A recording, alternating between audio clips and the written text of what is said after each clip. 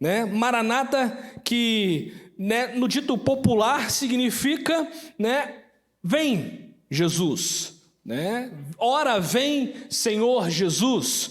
Maranata, segundo a história cristã, era um termo que quando um judeu encontrava outro judeu, né, dizia simplesmente Maran, né, que em aramaico quer dizer, né, o Senhor voltará, nosso Deus virá, né? Ou em outras traduções, o Senhor é Deus, ou tu Deus, é o Senhor, né? E no entanto, né, antes do nascimento de Jesus, após o nascimento de Jesus, eles completaram com uma outra palavrinha chamada Atá, né, que quer dizer, né, o nosso Deus, né, o nosso Messias veio, está entre nós e retornará. Para a honra e glória do Senhor Jesus, né? Essa comunidade que foi nascendo logo nos primeiros séculos da era cristã, né, tinha também isso como senha, né? Eu não sei quem acompanhou o último podcast, né, que a gente teve lá em casa, mas a gente falava sobre artes marciais, e uma das histórias que o rapaz contou lá, o instrutor contou, é que ele estava no Rio de Janeiro, né? Não tinha nada caracterizando ele como um lutador, né, de jiu-jitsu, e ele estava passeando no Rio de Janeiro com o filho dele.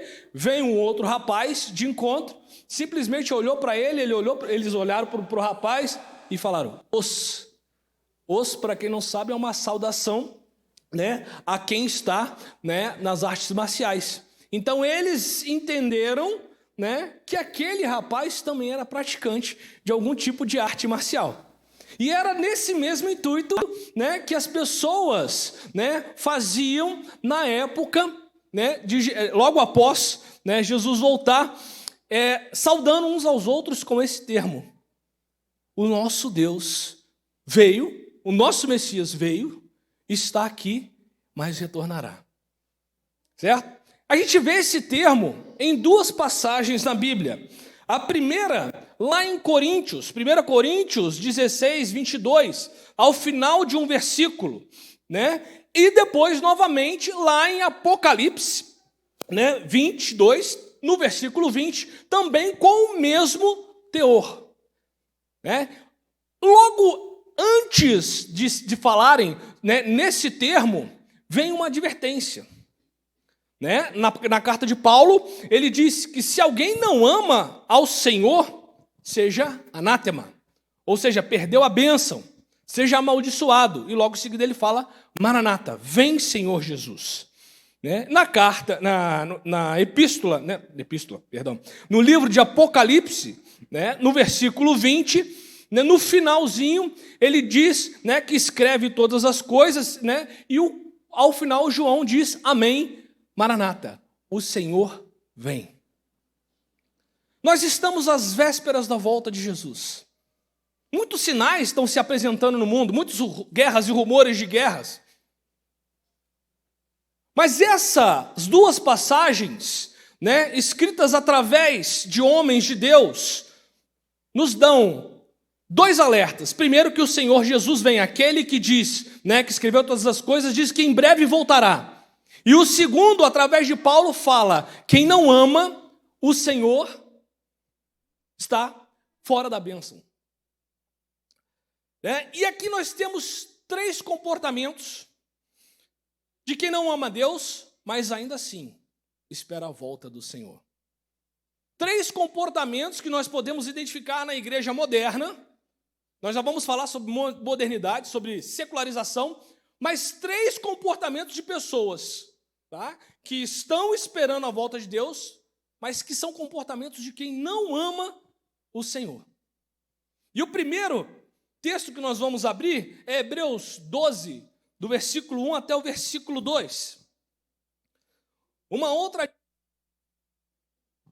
advertência, parou aqui, para que não nos embaracemos, não tropecemos em algumas dessas coisas. Hebreus 12, versículos de 1 a 2.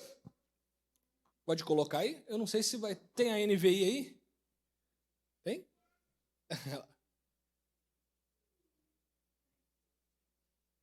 Só para a gente acompanhar todo mundo junto.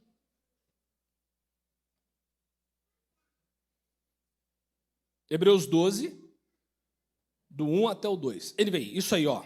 Portanto, também nós, uma vez que estamos rodeados por tão grande nuvem de testemunhas, livremos-nos de tudo que nos atrapalha e do pecado que nos envolve, e corramos com perseverança a corrida que nos é proposta, tendo os olhos fitos em Jesus, o autor e consumador da nossa fé. Ele, pela alegria que lhe fora proposta, suportou a cruz, desprezando a vergonha, e assentou-se à direita do trono de Deus. E nós podemos dizer, Maranata. Então, esses 3 comportamentos, deles eu destaco o primeiro, o apego à materialidade. O apego às coisas que são realmente desse mundo.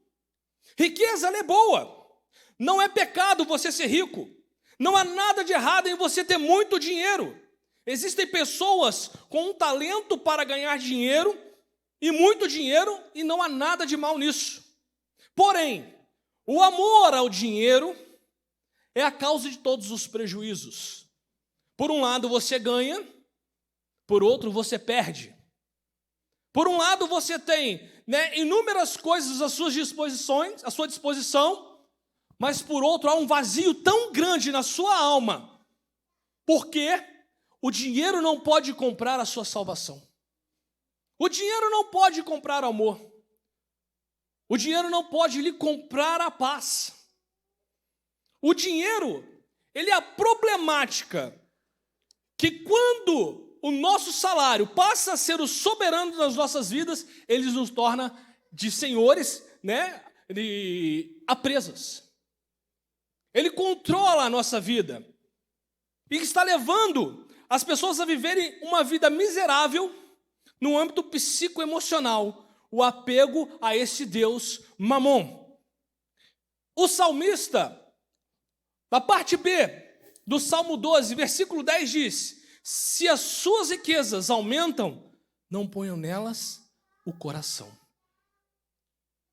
Jesus Cristo, em Mateus 6, do versículo 19 até o versículo 21, vai nos dar um exemplo de que nós não devemos ajuntar para nós tesouros nessa terra, mas devemos ajuntar para nós tesouros do céu. Porque aonde está o nosso tesouro, ali está o nosso coração. Se você tem um dom para administrar e ganhar muito dinheiro, não pode deixar que isso lhe prive de uma vida espiritual de excelência. Quantas e quantas pessoas têm se apegado às suas riquezas, aos seus posses, aos seus bens? O Ramiro falou isso aqui muito bem, naquele dia que naquela campanha que nós fizemos, de entrega total. Quantas pessoas deixam materialidade para os filhos, mas não deixam um legado para os filhos? Quantas pessoas estão ensinando o caminho errado para os seus filhos, falando que a felicidade se encontra através das riquezas, quando a nossa felicidade está naquele que morreu por nós? Segundo ponto, segundo comportamento, a secularização e o amor ao mundo. A palavra de Deus em Romanos 12, versículo 2 diz o seguinte: não se amoldem ao padrão desse mundo. Em outras palavras, em outras traduções, não se conformeis com este século, mas transformem-se pela renovação da sua mente, para que sejam capazes de experimentar e comprovar a boa, agradável e perfeita vontade de Deus. Não obstante também, lá em 1 João, capítulo 2, versículo 15, diz: não amem o mundo, nem o que há nele. Se alguém amar o mundo, o amor do Pai não está nele. Nós estamos passando por um período difícil, onde os valores estão sendo trocados, onde a secularização está vindo com força, principalmente no âmbito da escola, onde ensinam nossos filhos. Principalmente, né, dentro do nosso trabalho, onde as pessoas passam a te olhar com outros olhos e muitas vezes, né, você passa como se fosse um cara careta, um cara que está fora da realidade. Eu lembro de uma certa vez em que eu estava num serviço e era costume daquela empresa ter alguns certos tipos de atitude em relação aos seus clientes. E uma vez chegou uma nota para mim assinar. Era X, colocaram Y. E eu falei assim, está errado isso aqui. Aí o meu superior falou assim, você pode assinar. Eu falei assim, não vou assinar, porque isso aqui está errado. Mas se você não assinar, nós vamos te mandar embora. Eu falei assim, então pode mandar embora. Samuel tinha acabado de nascer. Você pode mandar embora. Mas todo mundo faz isso. Não, eu não sou todo mundo. Eu tenho uma consciência, eu tenho um Deus acima de mim. E ele falou, vai com essa de Deus para mim não, rapaz. Só porque você é crente? Eu falei, sim, só porque eu sou crente. Você tem certeza que você não vai assinar isso? Tem. Josi está aí, não deixa mentir. Mais uma vez. E eu falei, não vou assinar. No outro dia chegou minha carta de demissão. Eu peguei aquilo e falei assim, Senhor, está nas tuas mãos. Eu não quero me envolver com esse tipo de coisa. Eu não quero me envolver com esse tipo de prática. Eu dependo de sustentar minha família. Acabei de orar. 5 minutos depois, meu telefone toca. Aonde eu trabalhava tinha um rapaz que ele era um dos superiores daquela empresa. Ele falou assim, acabei de saber que você vai sair. Eu falei, sim. Por quê? Eu falei assim, olha, não tem como eu te falar. Mas eu estou saindo. Ele falou assim, eu estou saindo para viajar, né, e volto daqui uma semana. Assim que eu voltar, você vai no meu escritório, vou marcar o dia direitinho e nós vamos conversar. Mas você está empregado. Eu falei assim, glória a Deus. Imediatamente, irmão, quando a gente não se dobra, a bênção de Deus vem sobre nós.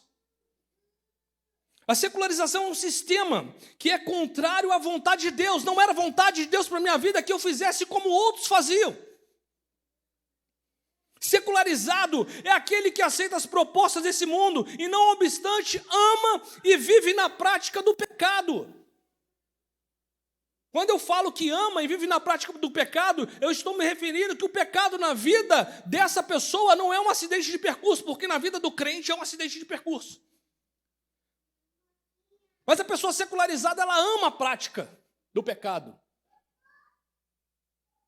É algo cotidiano, é algo corriqueiro, é algo que ela não sente mais que está fazendo. E o verdadeiro crente, aqui eu coloco crente, porque o crente em Cristo Jesus deve realmente ser chamado de crente, não como o mundo, né, os trata. Anda na contramão do mundo e não aceita os seus usos e costumes. Não tem o menor problema o crente se aproveitar da modernidade. O problema é estar de acordo com o que o presente século apresenta como certo e bom. Ontem eu conversava com uma autoridade aqui da região, ele estava muito nervoso. Falando acerca de uma certa inversão de valores. E ele não entendia como as pessoas podem hoje, com todo acesso à informação, ainda trocar o certo pelo errado. Ainda acusar a outras pessoas e querer que elas sigam esse padrão. Domingo nós falamos aqui sobre a questão da criação dos filhos. Se nós não atentarmos para a criação dos nossos filhos, o mundo atenta para eles. E como eu falei, cria muito bem. Quem ama o mundo, o amor do Pai não está nele. Não é assim que diz lá foi assim que falou lá em 1 João 2,15? Não amem o mundo, nem o que nele há. Se alguém amar o mundo, o amor do Pai não está nele. Terceiro comportamento, né? E aqui é uma parte mais específica, mais especial, porque é pouco perceptível isso. É muito subjetivo o que eu vou falar aqui. Mas, de igual forma, tem o mesmo peso na vida daqueles que dizem que amam a Deus, mas ainda esperam a sua volta. E tem esse tipo de comportamento. É a espiritualidade morna e fria. E a palavra de Deus lá em Mateus, o próprio Jesus explicando, né, no período da grande tribulação, Mateus 24, 12, a parte B do versículo diz o seguinte: devido ao aumento da maldade, o amor de muitos esfriará. A frieza espiritual é uma implicação da conformidade com a sistemática que rege o mundo. Essa maquinação de tudo que nós estamos vendo, quando eu passo a achar normal, existe um sinal de alerta aqui para mim. Será que eu não estou amando mais as coisas do mundo, como eu falei no ponto anterior? Será que isso também não é um alerta para que eu esteja ficando frio na minha fé? A cada dia que passa, são criados novos parâmetros, novas ideologias, novos conceitos que distorcem e invertem completamente os valores propostos por esta palavra. E caiu um monte de coisa aqui agora. Não era para acontecer isso, mas tá bom. E muitas vezes nós estamos apáticos a isso tudo. Nós não estamos nos posicionando. Daqui a pouco nós vamos falar um pouquinho sobre posicionamento. E a frieza espiritual, ela é algo que ela é sutil. A pessoa começa... A gente brincava aqui na época do pastor Rogério, né, que não julgando quem senta aí atrás, tá, gente? Né? Aí o pastor Rogério falava que a bancada do inferno era lá atrás. Porque a pessoa começa bem na igreja, aí senta aqui na frente. Está senta até do lado do pastor, não deixa nem o pastor prestar atenção no culto quando é o dia que ele está sentadinho ali. E com o tempo, daqui a pouco você vê o irmão está lá no meio. Né? Antes ele levantava a mão, né? Estava fazendo tudo na igreja, daqui a pouco ele está no meio, já não está levantando tanto a mão, não está batendo mais palma. Não que isso seja parâmetro para fervorosidade espiritual. Mas é só um conceito. Daqui a pouco ele está sentando lá na porta. Sentando lá no último banco. Daqui a pouco ele passa da porta, daqui a pouco você não vê mais ele na igreja. Nós temos que tomar cuidado, porque justamente é isso que acontece conosco hoje, com as pessoas que estão à nossa volta. Elas começam muito bem, têm uma iniciativa muito boa, mas não tomam cuidado e estão esfriando espiritualmente. E por causa dessa crescente maldade, isso parece que se torna mais real nos nossos dias. Porque quanta perseguição nós estamos sofrendo. Agora querem regulamentar na China o uso de microfones. Os sermões vão ter que passar pelo crivo lá do Xi Jinping. Para saber se está em conformidade com aquilo que o Partido Comunista prega. E nós muitas vezes estamos calados. Quantos e quantos irmãos nossos pelo mundo estão sofrendo e nós, com a liberdade que temos aqui, não aproveitamos para sermos mais enganjados na obra de Deus? Lembra que eu falei que isso, né, é o comportamento de frieza espiritual, é um dos comportamentos de quem, né, diz que ama a Deus, mas é frio espiritual e ainda espera que ele retorne, ainda está dizendo Maranata. Tem algo que não está encaixando. Por consequentemente, tão ruim quanto a frieza espiritual é a mornidão espiritual. E aí eu quero que coloque aí no visor, Apocalipse 3, versículos 15 e 16. Conhecido de muita gente. Apocalipse 3, versículos 15 e 16, eu vou ler na NVI aqui mesmo. Ó. É uma carta, né, direcionada à igreja de Laodiceia. Conheço as tuas obras. Sei que não é nem frio nem quente. Melhor seria que fosse frio ou quente. Assim, porque você é morno, nem frio nem quente, estou a ponto de vomitá-lo da minha boca. Pode parar. Há um trocadilho aqui, né? Quando a gente fala sobre frio e quente, eu não sei se vocês já perceberam, ele não está falando de qualidades espirituais. Jesus Cristo está colocando aqui o frio e o quente no mesmo nível, no mesmo patamar de aceitação. Isso aqui não tem a ver com espiritualidade. Quando João escreveu, né, o Apocalipse, estava lá escrevendo, né, sendo ditado tudo aquilo que viria a acontecer. Há aqui uma coisa que, se você, né, não atentar para a geografia do local, você não entende que está sendo comparado com algo, duas coisas boas daquele local. De um lado de Laodiceia havia a igreja, a cidade de Colossos. Era conhecido por águas frias, água potável, água boa para se beber. Do outro lado, Hierápolis, conhecido como fontes termais, de poder curativo, de poder terapêutico. E aquelas águas, elas desciam por alguns aquedutos até chegar na cidade de Laodiceia. Só que elas chegavam de uma maneira morna e com teor muito grande de cálcio e outros minérios, ao ponto de quem provasse sentia náusea imediatamente.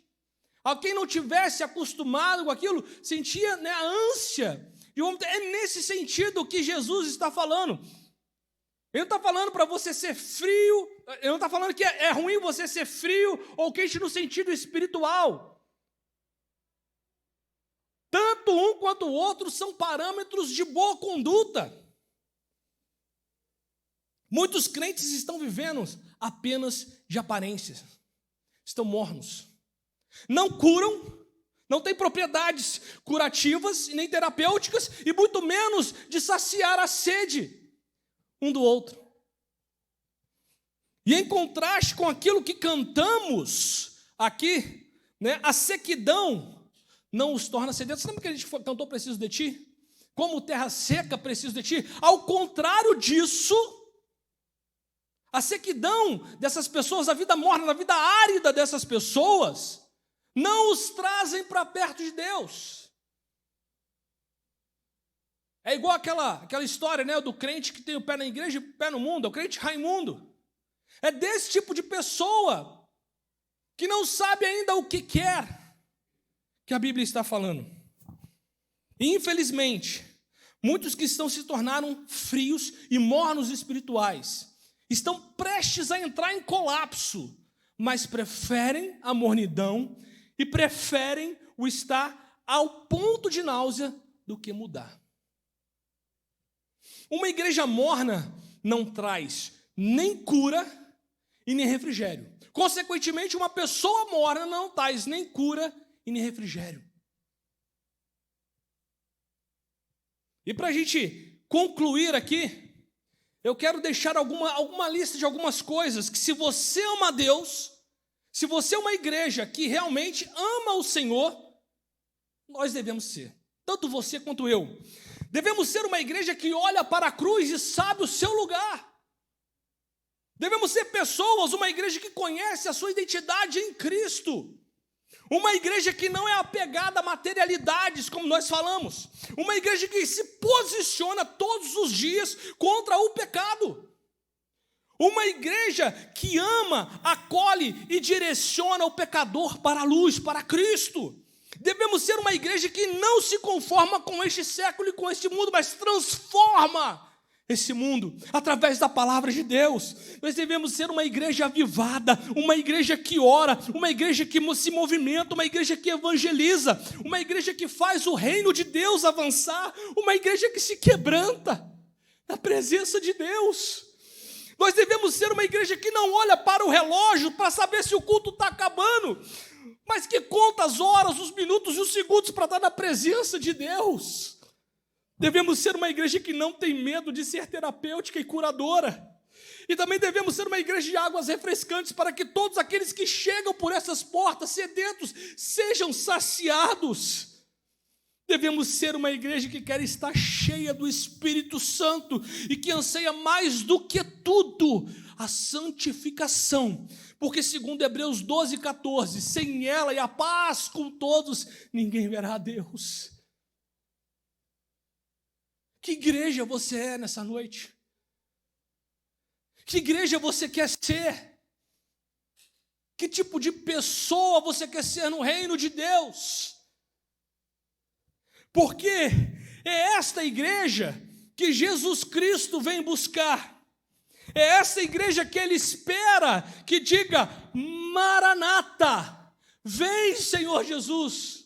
É essa noiva que Ele quer buscar, porque o Espírito e a noiva, segundo o Apocalipse, diz: vem, vem, vem Senhor Jesus, vem sobre a minha vida, volta, para que possamos nos encontrar, e ajuda-nos, Deus, a ser esse modelo de igreja que não negocia com a materialidade, não negocia com a imoralidade, mas que está sempre buscando santificação.